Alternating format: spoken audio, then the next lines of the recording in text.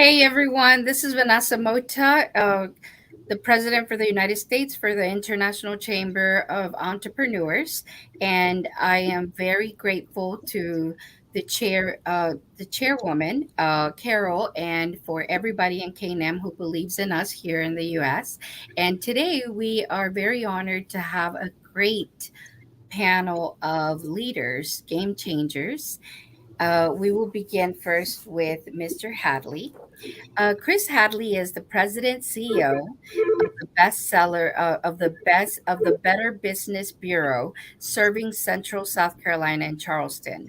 Chris has served many positions in 20 plus years at the BBB. He is married to Kim Hadley, who is a national board teacher and has two kids aged 16 and 18.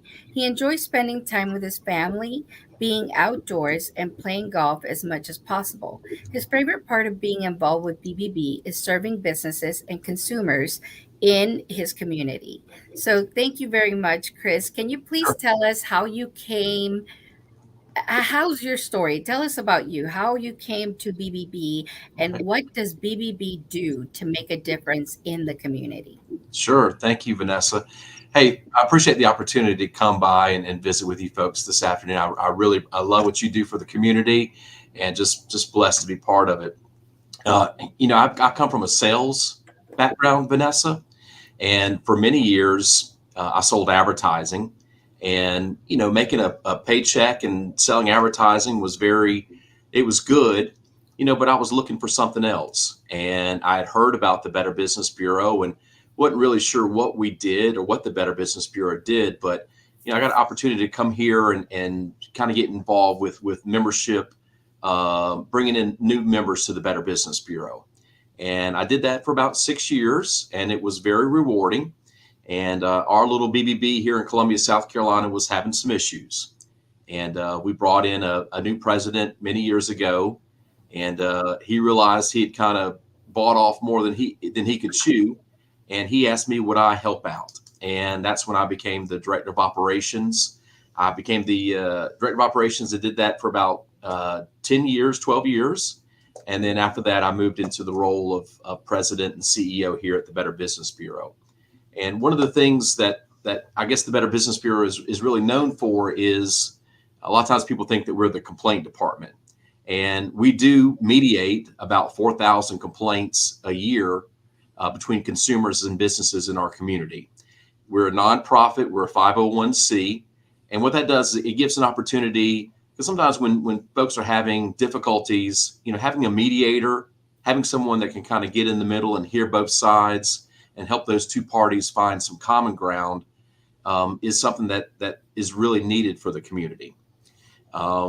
We've got a great vetting process in place. When folks become members, when businesses become members with the Better Business Bureau, we're going to check out their licensing, check their federal and state licensing. And the reason we do that is because just last year, we sent out over, I think, 17,000 leads to businesses in our community. So what we want to do is we want to connect consumers here in the Columbia, Charleston area with businesses that are doing things the right way. And that's something that's really important to me is serving the community. We get probably close to 20,000 phone calls a year where consumers call our Better Business Bureau and they really need help. Sometimes we're not the right resource for them, but if we can't help them, we're here to help those consumers get into the right place. So when you call the Better Business Bureau, you're going to talk to a live person Monday through Friday from 9 to 3. And not only are you going to talk to someone, but you're going to be treated with respect. You're going to be treated with kindness.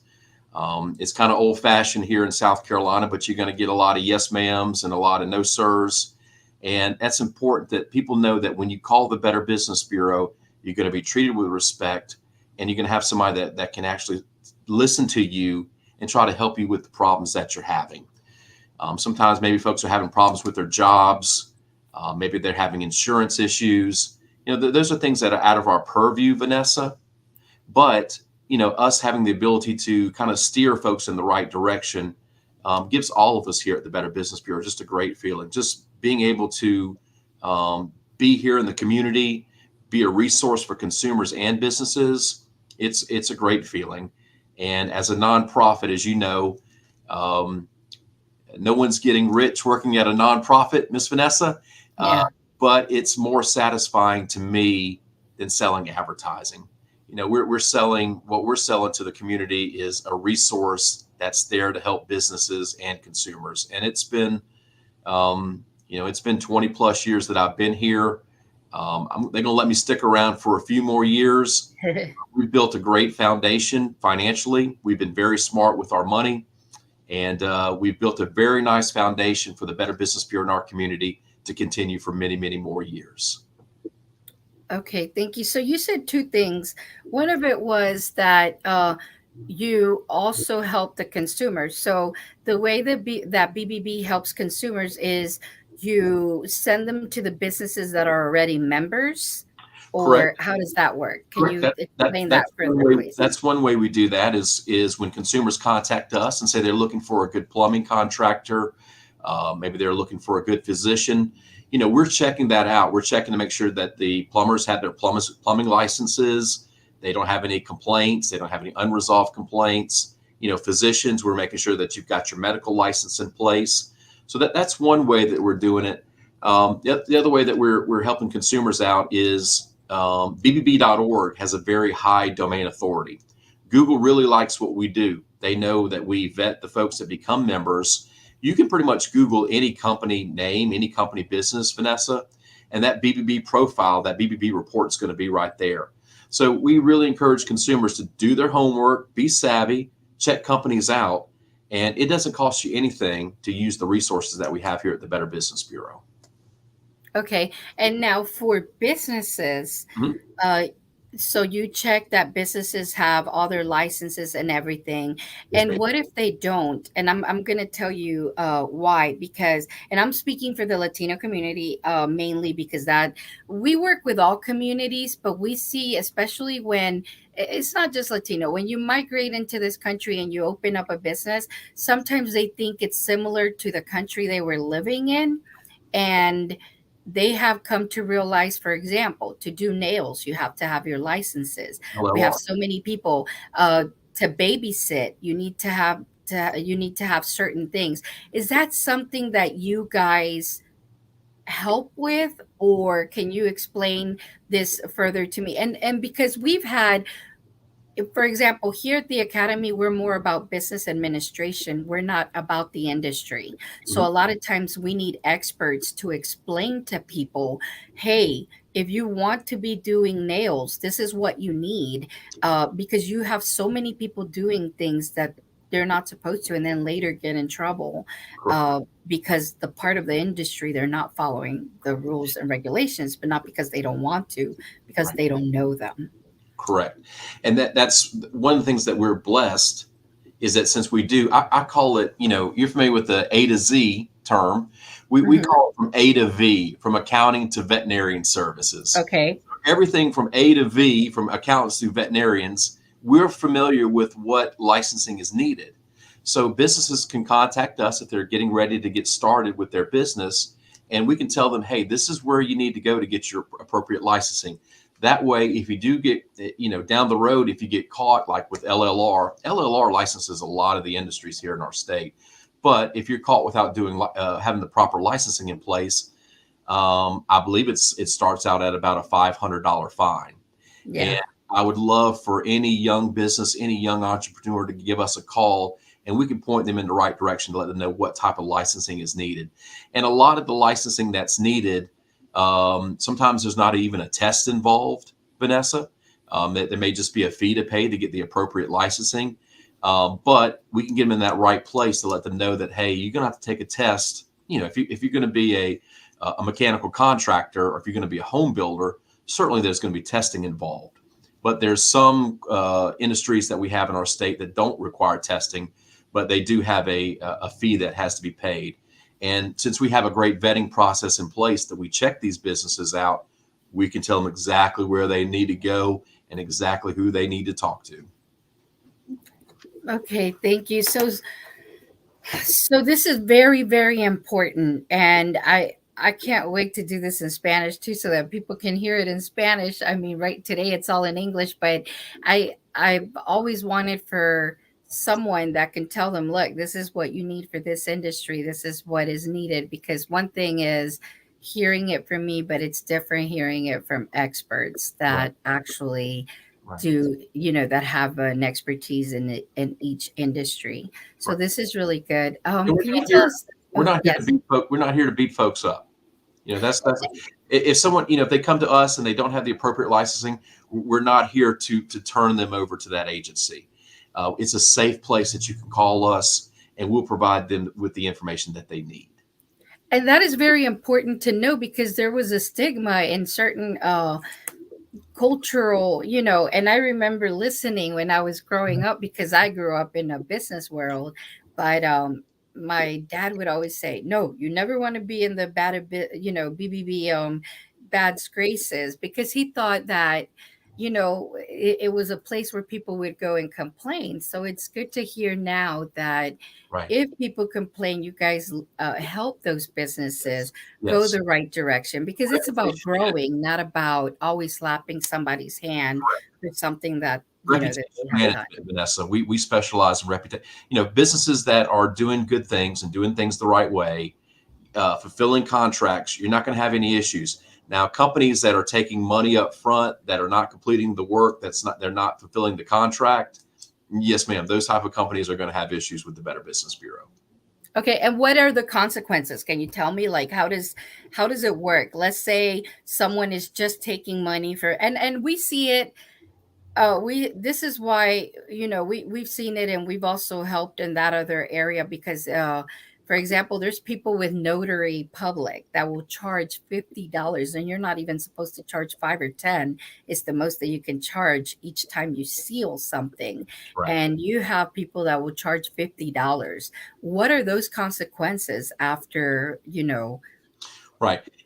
Not responding to a complaint, not fulfilling a contract with the Better Business Bureau, that's going to result in either an unanswered or unresolved complaint. And an unanswered complaint is going to give you a very negative rating with the Better Business Bureau. That's why it's really important that we are to be used for a consumer. We're at our best when we're used as a pre-purchase report, meaning that you do your homework first and you check with us first. If a company has an F rating, they've got a history of unresolved, unanswered complaints, and you come to us with a complaint, those are the most disappointing phone calls that we get, Vanessa. Consumer calls and they ask for a report on a company. We let them know they've got an F rating, history of unresolved complaints, a pattern of complaints. And the next question they have is, how do I file a complaint?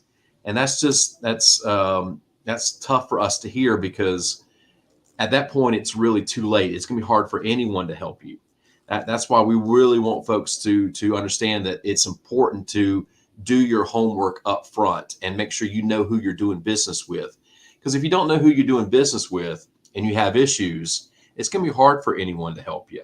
And it doesn't cost anything to use our resources online. We love to get phone calls from folks.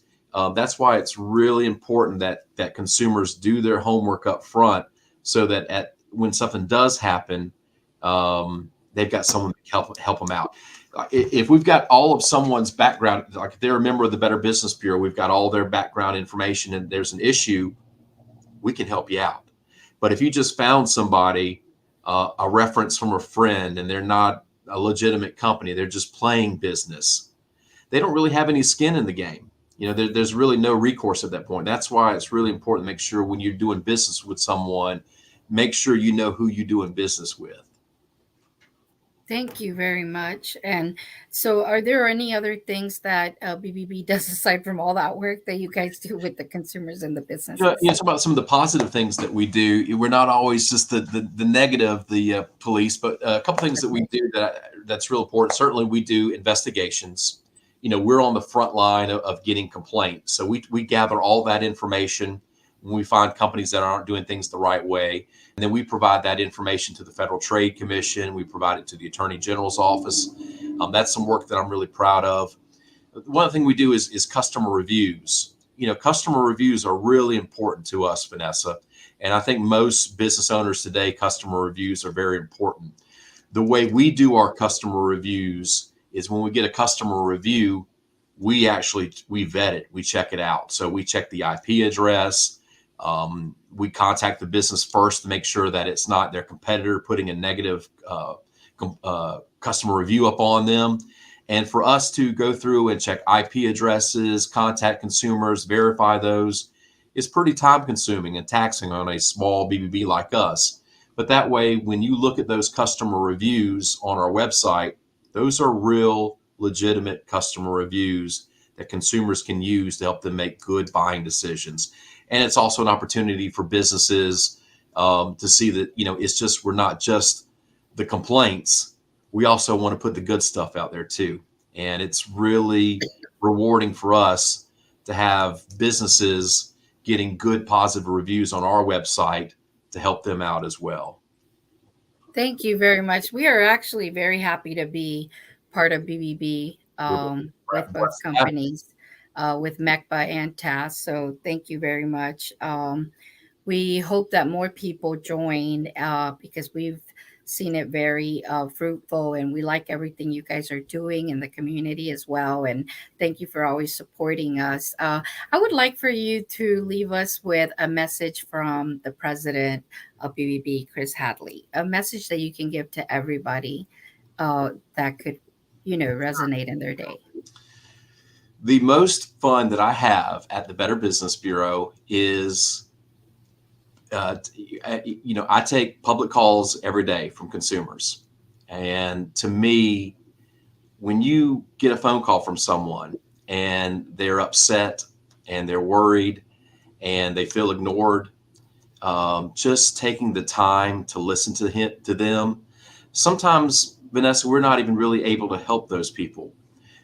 But taking the time to listen to them and to hear their story is the most rewarding thing that we do here, is to be a resource for our community, not only businesses, but also for the consumer. So I encourage everyone, to me, a great salesperson isn't a great talker, they're a great listener.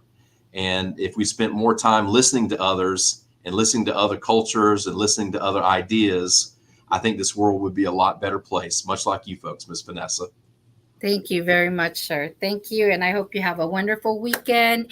Okay. And congratulations to your son's game and your daughter's prom. Yes, and I sir. hope that you and Miss Hadley enjoy that tonight. Okay. We will. Thank you, dear. Thank you. All right. All right. Thanks. See you. Bye-bye. Bye. Uh, thanks again. This was Chris Hadley of BBB, Better Business Bureau, and it was an honor having him. Now, next, we have James Shad, and he is an attorney, and I've heard great things about him. I always hear his name, and I also, I am very grateful that he's here, that he is joining us. And again, this is Leading Fantastic Five, where we spotlight leaders, game changers, heroes in our local community. James Shedd III has previously served as a commissioner on the Richland 2 Board of Trustees. He is a graduate of Eau Claire High School and received his bachelor's degree in political science from Winthrop University, and then attended the University of South Carolina of Law. He is the founder of the Shad Law Firm, LLC, a statewide firm focusing on personal injury, criminal defense, family law, and small business representation. He is a certified family court mediator. Mr. Shad serves on the board of directors for South Carolina Appleseed Legal Justice Center, Richland Library, and YMCA of Columbia. He is a weekly contributor on a legal and social issues on the PA Bennett Radio talk show that airs on WGCV 620 AM. James is the founder of the Villager Movement, a community organization promoting individual personal development, mentoring, and social promotion. He is a co founder of the 1920 Enclave, a minority business owner networking group. As a servant leader, he mentors several male youth and young adults. Mr. Shad attends Gurney Church, where he is head of the men's greater ministry, a member of the personal committee, and frequently called upon to lead Bible study to the Brotherhood ministry. He is married to Dr. Tammy Shad, an elementary school principal at Fort Jackson. Um, the couple has four children: Morgan, Taylor, Mary, Catherine, Cameron, Ashley, and Jamie Kennedy. Wow, I mean, it sounds like a beautiful family.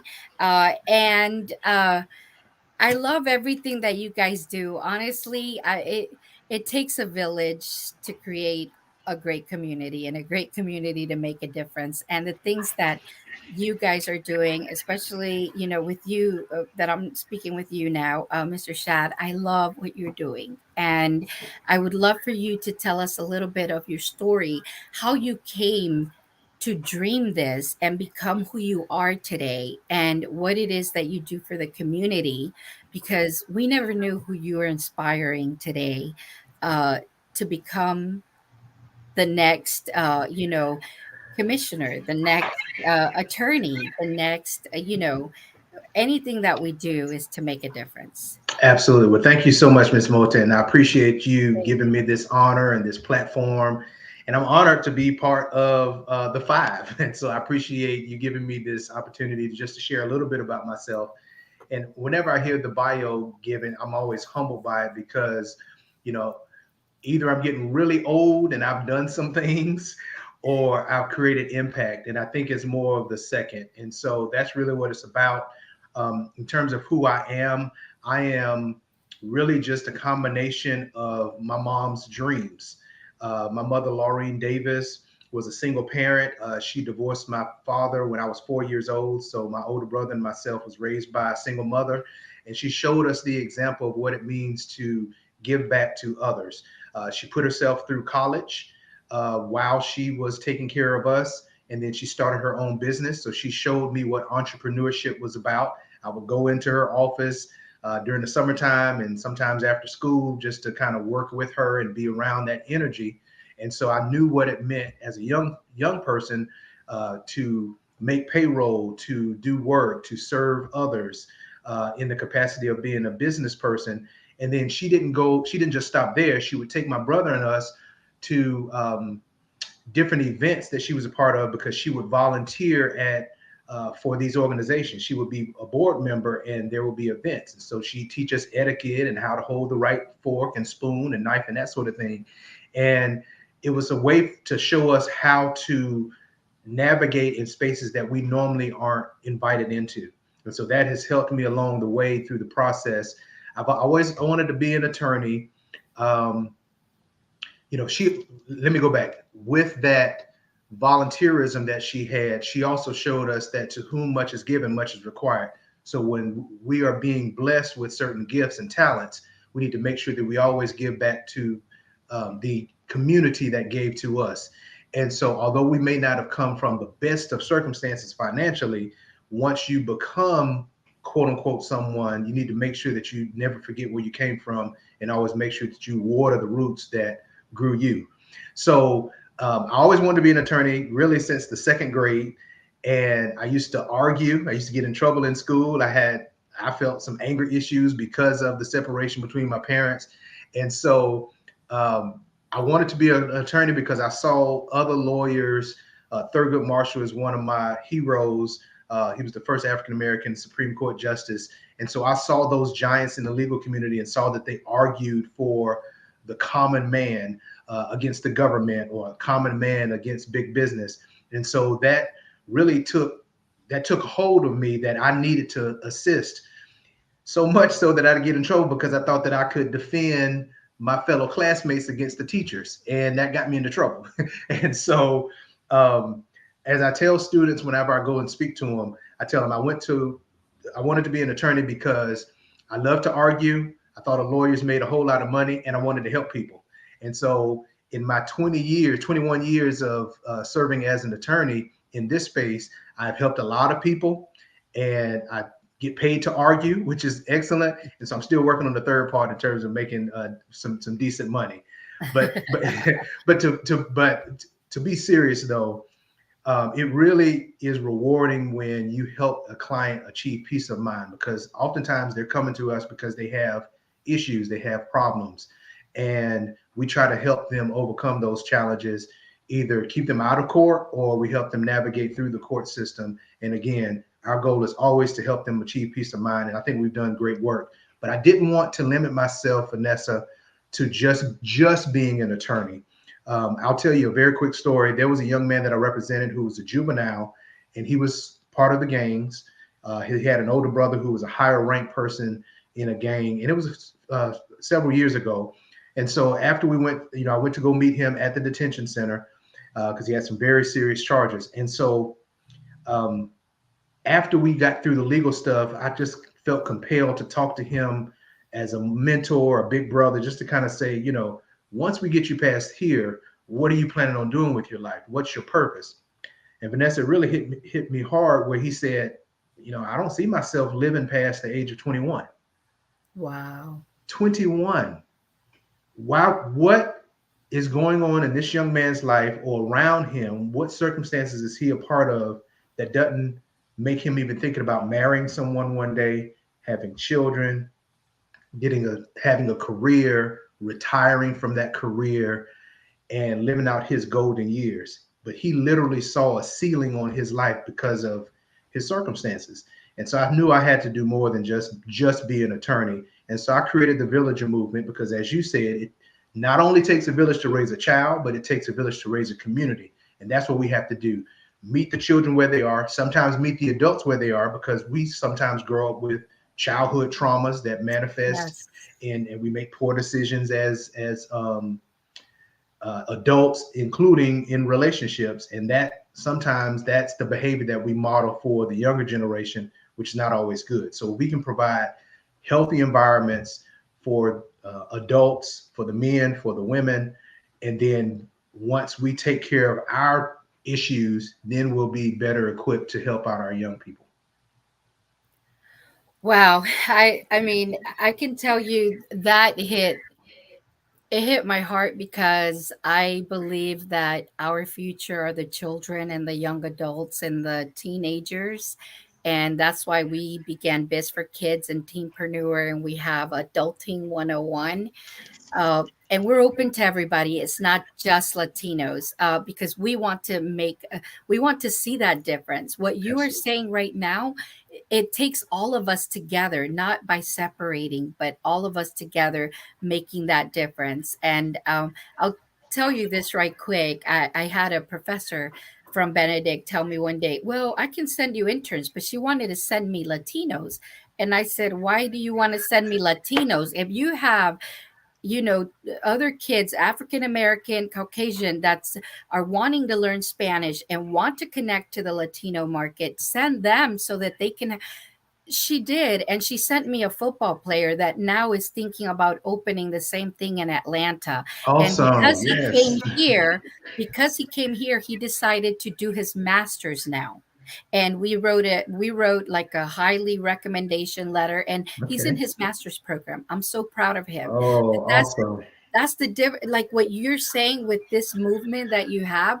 This is so important that the rest of us know to connect with you and support you and not try to reinvent wheels around here, because Absolutely. it's a great movement, you Yes, know? and thank you for that. And what you touched on, Vanessa, is so true. And I applaud you for doing that. You were able to change that professor's mindset because, with all due respect, her limited thinking was, okay, this is a Latina serving organization, so let me only send our Latino students.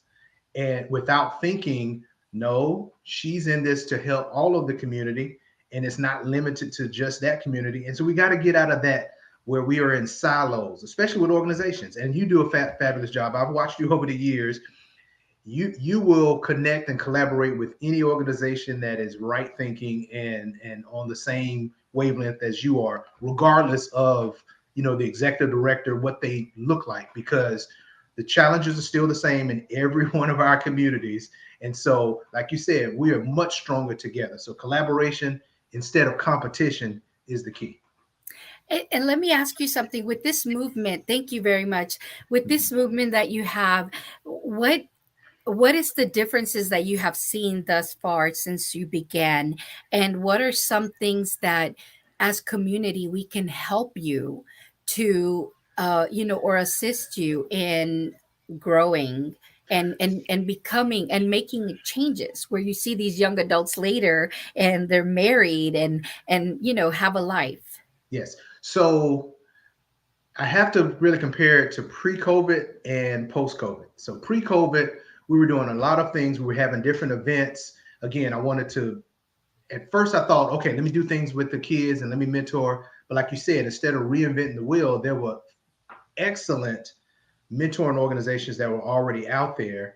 And I didn't want to just be another one to number, but I see myself as a connector. So pre-COVID, I was looking to try to get some of these same mentoring organizations rather than competing, coming together, hopefully under an umbrella like the Villager movement, where we can just connect them and we can be, again, stronger, much stronger. But then I looked at it and said, we can do all that we can with a child, spend time with them, take them out on outings, which we've done in the past, but then they still go back home to an environment where the parents are not necessarily the most productive and supportive. So I said, well, we need to reach, in order to take care of the global child holistically, we need to try to reach out and extend a hand to those parents as well. Some of them are single parents, some of them are not. There still may be absenteeism in terms of fathers as well. And of course, that's near and dear to me because of my personal experience. And so I decided, well, let's shift some because the mentors are already doing their thing. We will definitely connect with them. And so I've had a lot of single mothers reach out and say, hey, I'm looking for a mentor for my child or my children. And I'll say, okay, I know this mentoring organization, they have credibility. Let me send them to you. So I've definitely assisted in placing them with those organizations and let them take over. And one thing that you can't do with the child is get into their life, into their space for a period of time and then leave. You have to stay committed to it. That's the worst thing you can do. I'd rather you just not even get involved in the child's life. So I shifted to having situations where men and women could listen to each other, no longer this battle of the sexes, kind of hear the people out, be vulnerable, because the goal is, again, once they take care of themselves, then they'll be better equipped to help them. But then COVID hit, so that stopped a lot of the events that we were having. So I shifted my focus really just to the men. So I have an organization within Villager called For Brothers Only, and it creates a space. We meet on a monthly basis. We use the GroupMe app where we talk about anything and everything, and it's a lot of transparency, a lot of tears, a lot of triumphs as well. And so that large group, it's about 200 guys, we get together and talk on a regular basis. And then when there are opportunities to get them to go mentor or to assist in the community, we provide those spaces for them. And so that's kind of been the thrust for us right now. So if there's anyone that at least is in the South Carolina area, I know this is an international platform, but anyone in the South Carolina area or anyone internationally that knows someone in South Carolina, please send them my way. I have a Villager page, Facebook page, and so they can connect that way and contact me as well. And I'd love to have them join us because we always are looking for different perspectives. Thank you very much. I also have one more question. Mhm. I see that you do a lot for the business community as well. I always hear how you have led people in the legal business and people growing their businesses. Tell us a little bit more about that. And I feel that is very important because business is such a big industry that Absolutely. it's growing, especially in women and certain minority groups. It's huge. Yes. And some people are able to run businesses on only eighth grade level Oh, of yes. education. Mhm. So, can you please tell us a little bit more about what it is that you do specifically? Yes. So first of all, I believe everyone has a gift. They're endowed with a gift, and I feel like their purpose is to share that with the world. Some people can share that gift and monetize it and create a business. And so you may be good at what you do in terms of the service that you provide or the product that you create, but in terms of actually running a business and knowing all the ins and outs, it's really good to have a team. You need a CPA, you may need a counselor, you may need a business coach, but I think you always need to have an attorney that is at least on standby that can go over your contracts. Perhaps because we're in such a litigious society and people want to sue folks, and if they think that your business is profitable and they think they can get a lot of money from your business, they may try to sue you as well. So you need an attorney who is well versed in civil law and business litigation, which is what I handle. And I try to be accessible because I am a small business owner to small businesses. The large businesses, they have the funding to go out there and hire, an attorney to be within their company, or they pay the insurance company, which will provide insurance defense.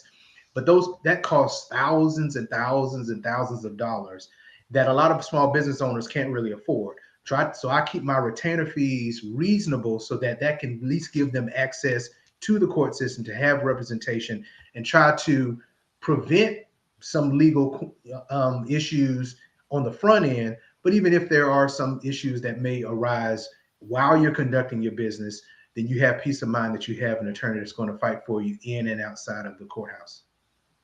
Well, thank you very much. This was very phenomenal. I would love for you to leave us with a message from you as the advocate that you are, the attorney that you are, and, just that community servant Yes. advocate of the people. So if you could please leave us a message, and thank you very much. And I hope you have a wonderful weekend with your wife and your children. Thank you so much, Vanessa. And thank you again for giving me this opportunity. And if anyone wants to reach me, it's the Shad Law Firm. I do have a website, shadlawsc.com, and I'm on all major platforms, but not on TikTok or Snapchat yet. I don't know if I'll ever get that far just because of my age. So, I don't know if I'll get into that. But I will just share with you, and it's things that I have to remember myself, because I do have my 4 girls, and Tammy and I are extremely proud of them, and I care for them. But what really drives me is community. And so I'll leave your folks with this. You do not do yourself a good service unless you look outside of your hut. We talk about the village. You cannot just look around the people that are in your household. The greater impact is what's outside your front door. And if everyone has that mindset, we'll be much better together. thank you very much. Thank you. Have a wonderful weekend. My Thanks. pleasure. Thank you. Take care. Okay, thanks. Bye. Hi, thank you. That was the interview with Chris Shad, attorney at Shad Law Firm. Great interview. And now we have Tom Ledbetter. And we are very grateful, Tom, for and honored to have you here. And today, Tom is going to tell us about the importance of education and Midlands Tech, and him being a provost, all the difference that he makes, for the communities, for education. And trust me, we know, because he is a great supporter of MECBA, and, he has done, because he believed in us, we were able to do a lot more. And we hope he continues believing in us and we continue growing more. So, Tom Ledbetter. Tom Ledbetter is a management professional with 40 plus years experience in rapidly changing advanced manufacturing, technology development, small business management, and higher education sectors. His experience includes line, staff, and executive management responsibilities across a broad spectrum of organizational disciplines in both public sector and private sector organizations, and in launching and running his own business. Since 2003, Tom has been an employee of Midlands Technical College in Columbia, most recently being named Associate Vice Provost for Entrepreneurship and Educational Support. Mr. Ledbetter also owns his own business, Next Space Management LLC, established in 2002 as a small business consultant.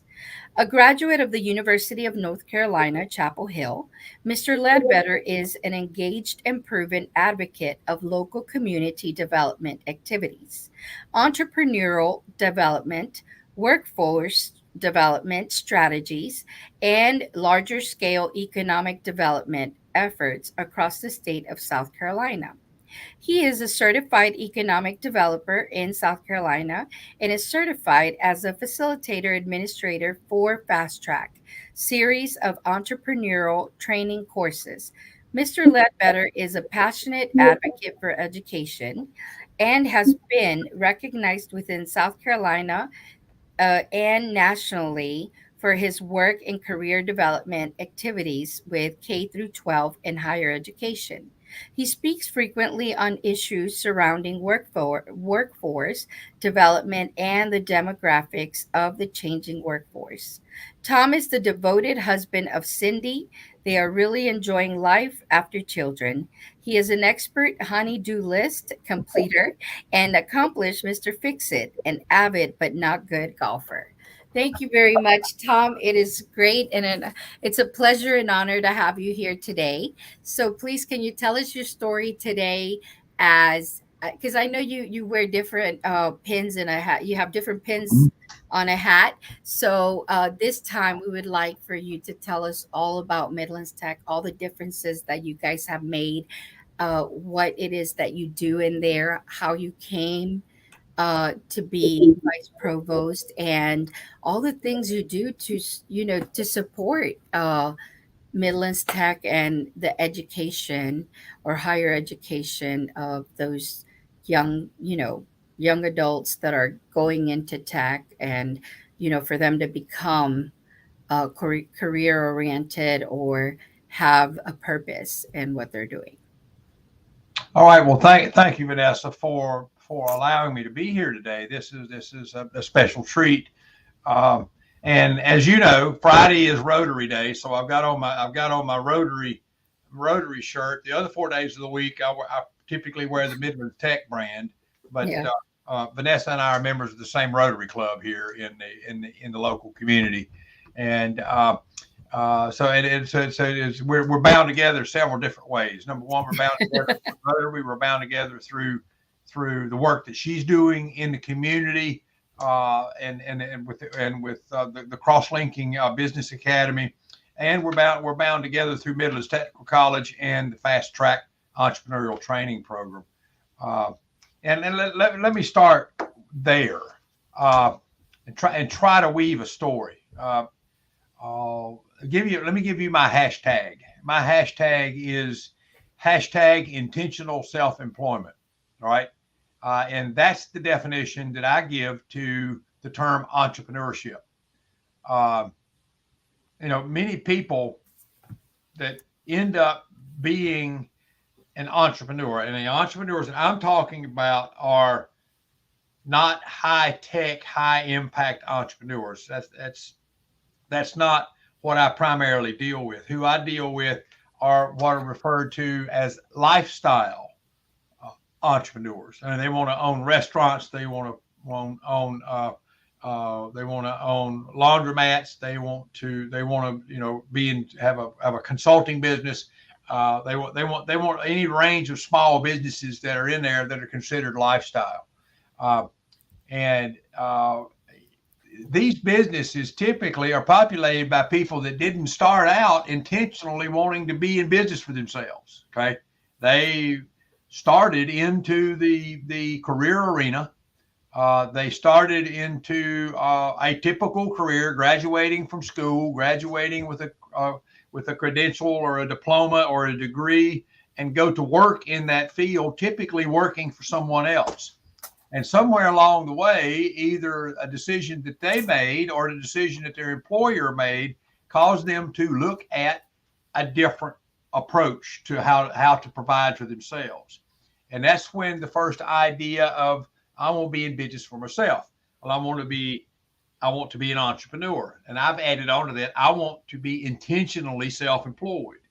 So I want to short circuit that entire corporate career, small business career working for somebody else, And the people that come through my hands here with Midlands Technical College, and the people that come through the courses at Mota Cross-Linking Business Academy, I want them to go from getting a degree, getting a credential in a career set, in a career area, and go directly into being intentionally self-employed. Right. So I want them to be able to leave our hands with all the tools and knowledge necessary to start and sustain a new business, right? Without having to go to work for somebody else and, work 10 years and get laid off or fired. Because, I worked in telecommunication industry for 31 years, and then poof, it was gone. My job was gone. My company was gone. And as I've told you before, I found myself in Raleigh, North Carolina, with a house and a mortgage, and a house and a mortgage in Lexington, South Carolina, 2 kids in college, and no income. So I decided I needed to do something for myself. So it wasn't intentional to be self-employed, but I ended up being self-employed by starting my own business. And that starting my own business led me back to the doors of Midlands Technical College in 2003.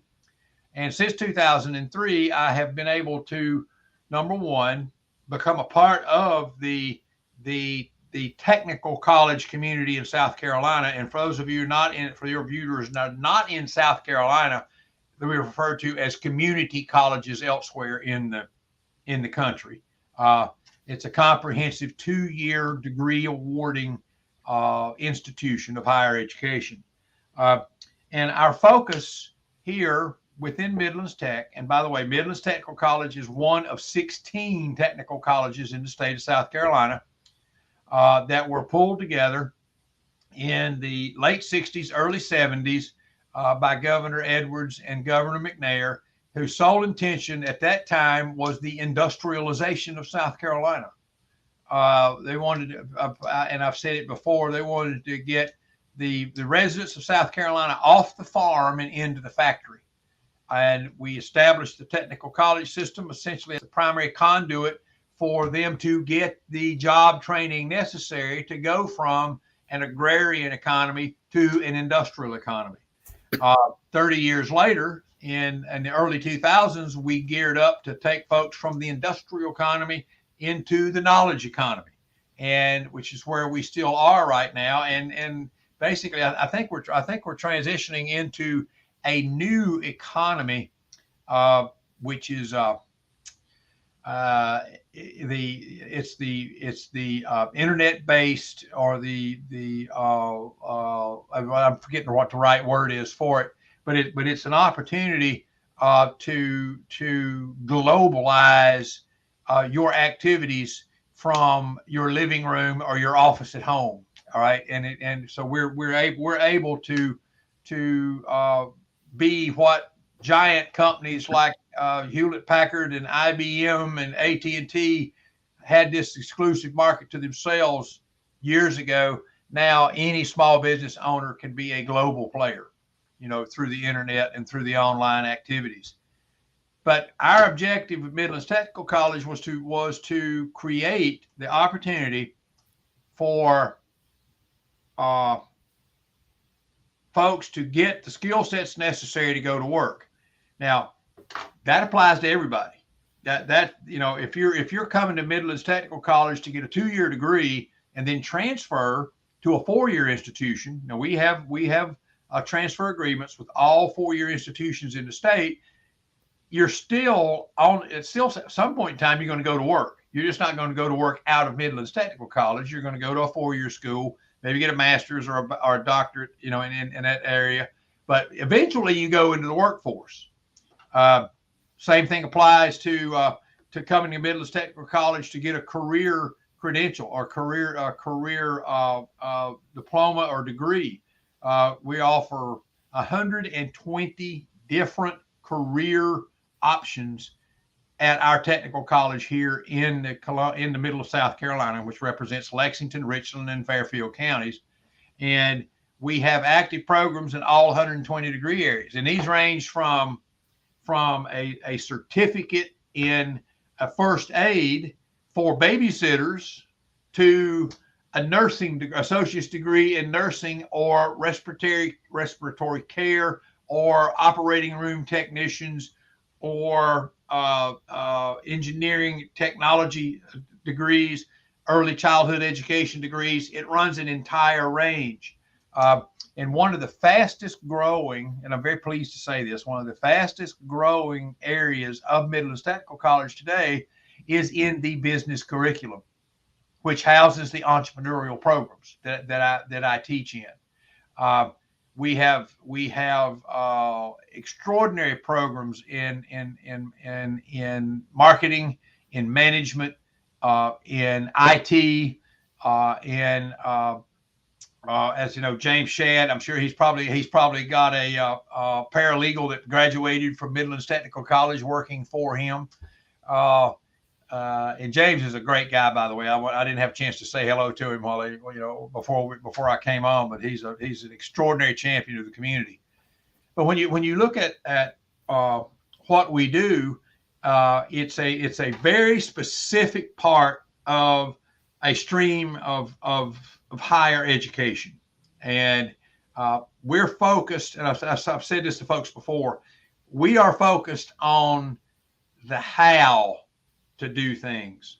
All right. The 4-year colleges, you can take business courses and everything else at a 4-year institution and not learn some of the things that we teach here at Midlands Technical College. All right. So I enjoy the fact that the students that come out of my hands in my entrepreneur courses are briefed in and trained on how to start their business, how to physically, legally, and financially start their business.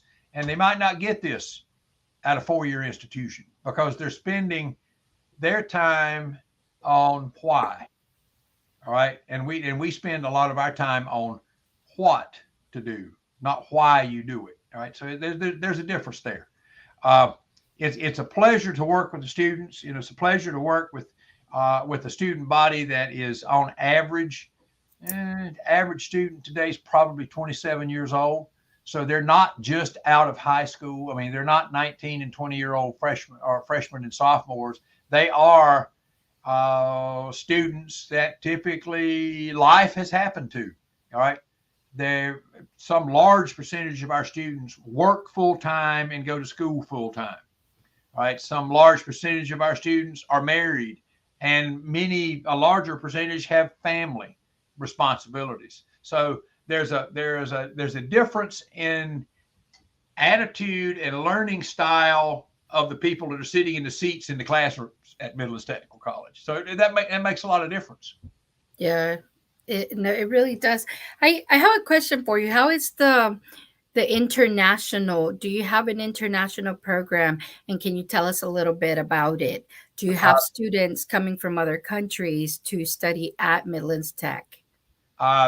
We do not have a large contingent of international students, but we have enough international students that we have dedicated resources within the college to make sure that they're taken care of while they're here. All right. Okay. So typically, someone that comes in for an international student is going to be here, is related to an international resident that's here on temporary duty or TDY with one of the companies that are located here in the Columbia, in the Midlands of South Carolina. So do we have an international outreach program, where we're going to capitals of countries around the world and recruiting? No, we don't. But we do have resources dedicated to identifying and making sure that our international students are welcomed and taken care of here. But you do have an international community of students. Yes. At Midlands Tech. Now, okay. It's not large, it's not like a 4-year institution. It's not like, the University of South Carolina or Clemson. It is relatively small, but they're here for the same reason that the other students are. And I'll boil that reason down to this. They want to get what they need to do, get out of the way to get into the field that they want to get into and start their career very quickly. All right. And this is why I am asking you this, Tom, because it is very important for the platform that is also listening in this program.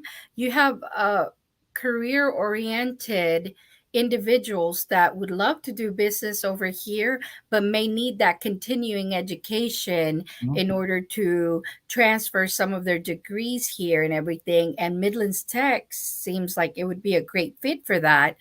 How could they go about it? Is there a door that opens at Midlands Tech with that? Is there a possibility? And that possibility would come in through our student outreach group. All right. And once we identify that we have, for instance, an international student, let's say we have someone from Guatemala that wants to come here. Or let me give you an example, a very specific example. I know we have a young lady that came here from Peru. All right. And she was a degreed certified architect, landscape architect in Peru, all the credentials and everything else.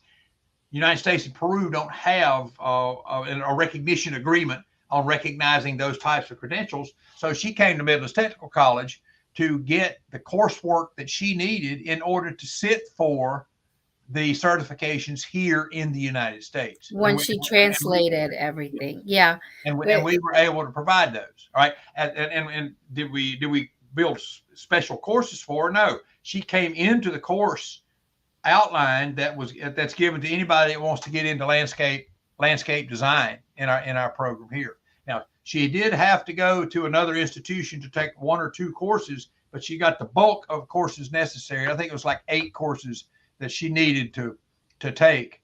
And it was like retaking classes for her, unfortunately, but that's the way the situation worked out. And this is very important, Tom, because you have people that come here and, they are able to transfer from certain countries, but then you have people that come here from countries that they're not able to transfer their career or, their degree. And sometimes they let go of their dream and start doing something else because they don't know that there's that possibility. Then you have other I have to say this because I'm very transparent. You have others that will buy their degrees outside of the countries, and that's also not good. So if there's a way of doing this, and Midlands Tech has it, why? I'm not saying that anybody from this group would ever do that, but I'm saying that I have seen it outside of this group in, just in other places where people buy those degrees or people just let go of their dream because they don't know that it's as easy as that. You already have your degree, translating your degree, your transcript, seeing what's missing in that transcript that needs to, be added to it or that they need to do. It could be 8 courses. 8 courses you'll be done in less than a year or a year. Or maybe a year and a half, depending on, how you wanted to take them. But I just want you to emphasize on that so that people can know the possibilities of furthering or continuing their education. Absolutely. And it's in the situations we're talking about right now, it's not continuing so much their education as it is culminating the necessary education to be credentialed here. All right. Yes. And we take this credentialing very seriously. So, there would be I'm going to say this because I'm getting a little outside of my wheelhouse here. So, just understand this. But I have seen our credentialing group work, and they are very extensive in their investigation into credits granted, degrees granted, et cetera, from outside of the United States. And, and the folks that you talk about, that will sell degrees are known. I mean, these institutions are known.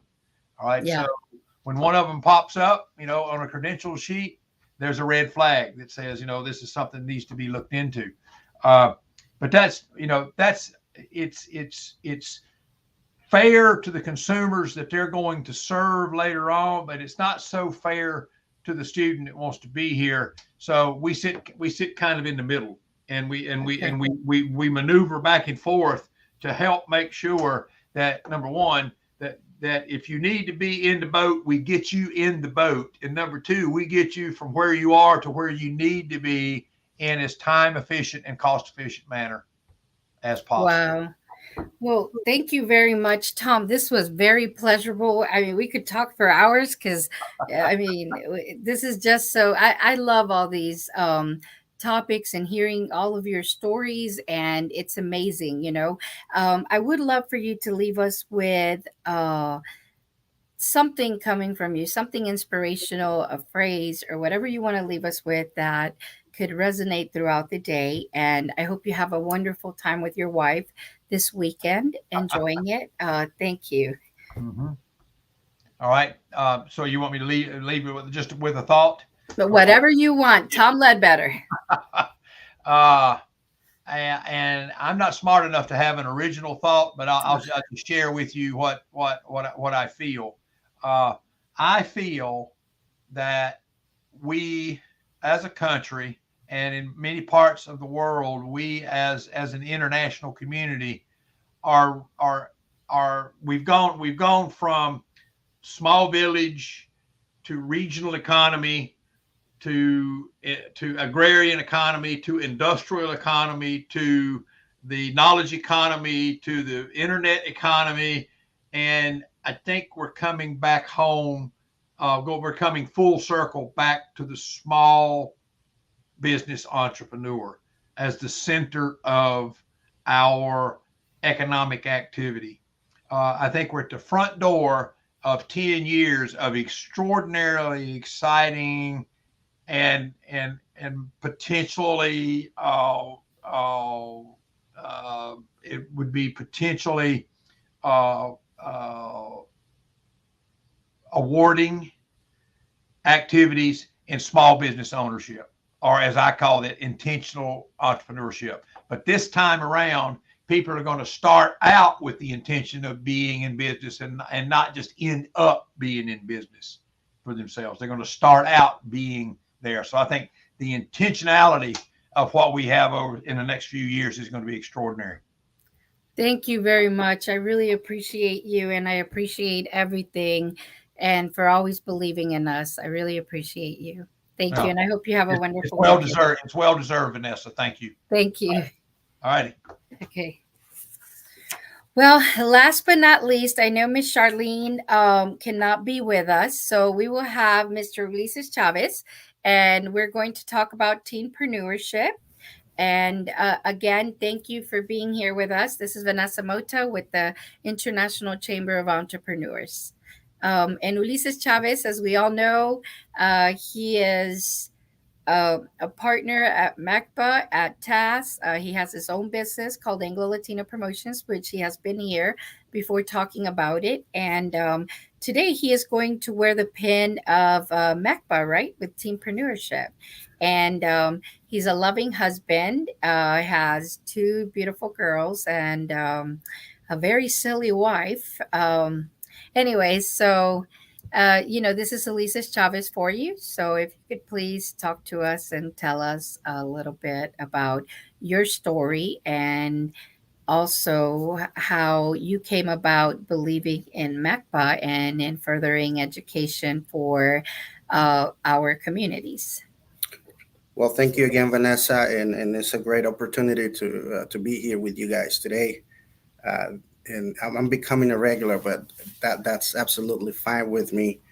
My story, you guys already know it. I'm a father. I'm a business owner. My husband.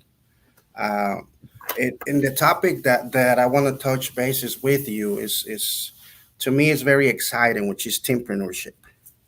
Teenpreneurship, something that we see here at the Academy, of course, and I started having love for businesses when I started helping here at the Academy. And tonight we have our very first Teenpreneur Shark Tank graduation. So, and I was reading some articles, and within those articles, here in the U.S., a very surprising number.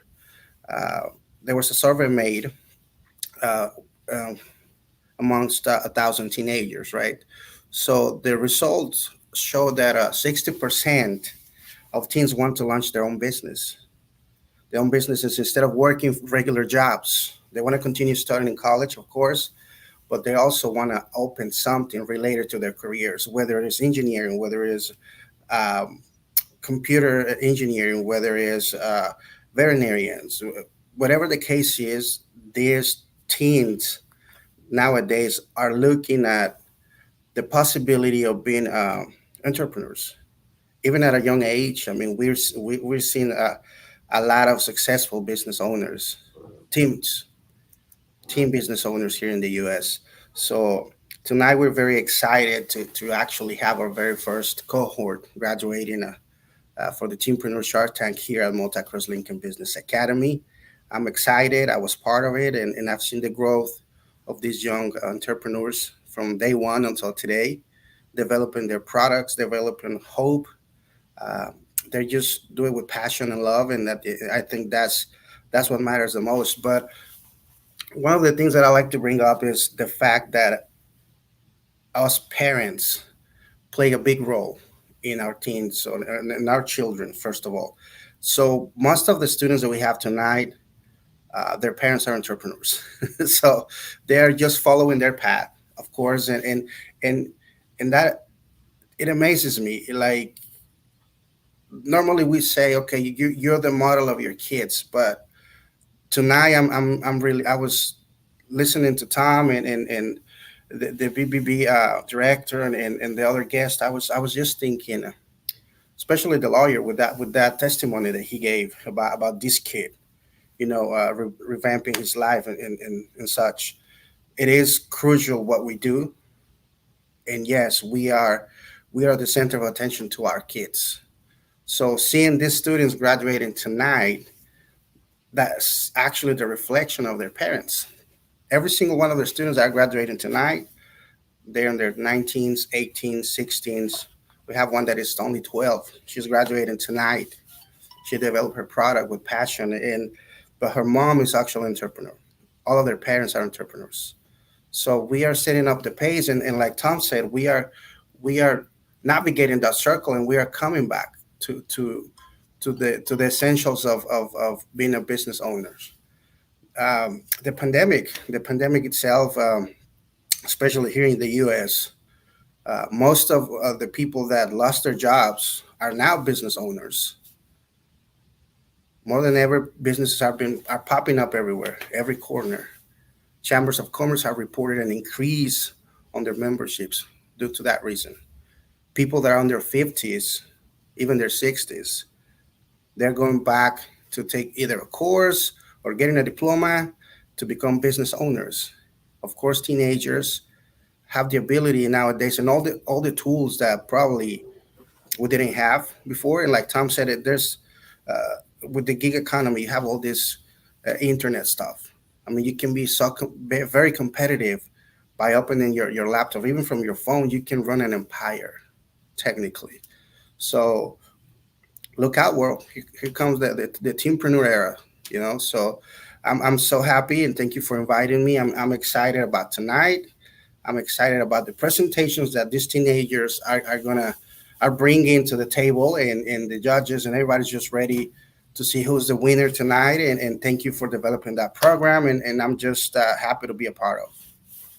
Thank you, Lisa. You gave a lot of great points, and like Tom said, we're going back to the entrepreneurial world, where it's small businesses, or like you said, 60-year-olds, certain age groups are going back to learning, and we've seen it we had an all women's cohort graduate, fast track, and some of them were in their 60s, and they are taking these entrepreneur courses because they want to continue growing in their small business, or what they used to have as a gig, and now it's becoming a business. We've seen many businesses open because officially open, because they've always had the business, they've just never officially opened it until they go through the courses. So this is great information, and yes, I'm a true believer that it begins with children, teenagers. So hopefully this program, the Teampreneur program, continues growing, And yes, thank you for, taking all those notes of all the things that we still need to continue growing in and working on. Oh no, again, I appreciate your time, and just again excited about tonight, and yeah, just making sure that we bring the right tools through our programs uh, at a very early age. Also, here at the academy, we have a Biz for Kids. We are actually trying to contribute to this to society by starting, uh, you know, smaller. And when I say smaller, I mean by age wise, Yes. size wise. But they're just as smart as a business owner. I mean, we have in our within our kids Biz for Kids program, you have little girls and boys that ask you these questions like they were sitting at a table with executive board members, and it's just amazing. But again, I think family and that pattern, takes a big role and again, luckily now more than ever, we have a lot of resources and tools technically in the palm of our hands, and when I say that, this is what I mean, and And whereas before it will take for us to get resources, external resources, go to the libraries, and basically work from experience. But now kids and teens have all these resources, and they just read and study and get all these ideas, and they get influenced by influencers online, and so it is a good thing. So I'm just excited, and thank you, and I will bring I will be bringing you guys the outcome of tonight's event. thank you. Something Mr. Shad said, um, James Shad, the attorney, he said, remember, not everybody has that pattern with the parents. So that's why, as leaders, it's good Hmm. that we are that pattern, so that these children, adults, teenagers that do not have that support system in their homes, they are having hope. I have a thought process that every time I see a child or a teenager, I try to smile at them, because you never know if your smile was that one hope they needed to continue. I know that growing up, I had people that, because of that one gesture, I am who I am today.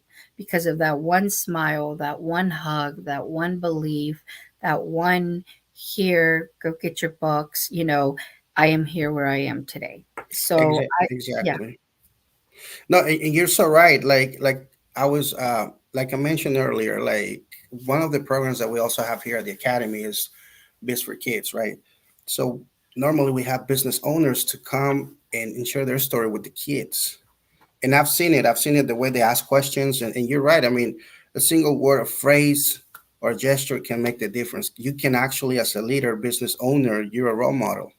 Sometimes you don't even know it or notice it, but you can actually change people's lives by giving them advice. yeah. And my advice to the small business owners and leaders, just try to grab somebody and mentor that person, whether it's a teenager, a kid, an adult. I mean, as a leader, that's I think that's our job, just to create more leaders and and keep the wheel, running. So again, thank you for having me, and I guess I will see you guys in the next episode of Leading Fantastic Five. Thank you, Lises, and I hope you have a wonderful weekend. Thank you for everything, Thank okay? you. And thank you for leaving us with those words from Ulises Chavez, okay? Thank Thank you. you. All right. Again, this is Vanessa Mota with the International Chamber of Entrepreneurs. Thank you, Carol. Thank you, CAINEM. Thank you, everybody, for believing in us and for helping us have Leading Fantastic Five. Thank you very much, okay? Bye.